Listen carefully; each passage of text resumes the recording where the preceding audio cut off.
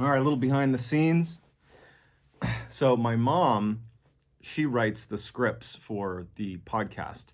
And what people don't see is that over the course of the week leading up to the release of the new podcast on Mondays, there is a lot of back and forth, a lot of me reading, and not just reading, but reading out loud the scripts that she sends over, which are usually quite good already, but I kind of add a couple touches here and there to make sure it's mine.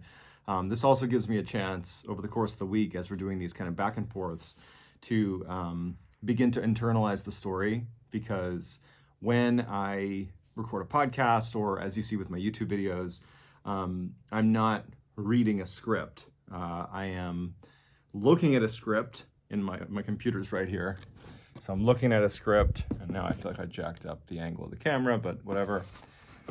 I'll look at the script, and then I will effectively read it from memory, but it takes a lot of time to begin to internalize the story.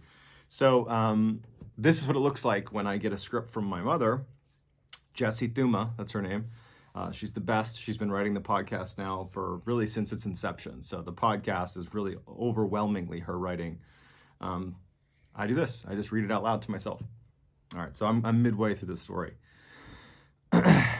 Like so many people arriving in Chicago for the first time, the Pitzel family could hardly believe the noise and crowds, and the skyscrapers in the center of the city that towered over, could hardly believe the noise and crowds, and the skyscrapers in the center of the city that towered above the streets like the walls of a canyon.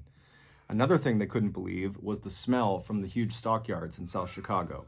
It wasn't just the smell of livestock, it was the stink from the slaughterhouses located along the South Side Railroad that made Chicago the meatpacking capital of the United States and hog butcher for the world.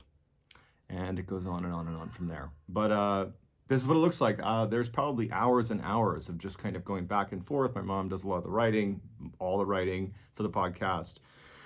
I'll read it, make sure it sounds good, add my 2 cents. And she puts probably about 50, 60, 70 hours or so into every single podcast.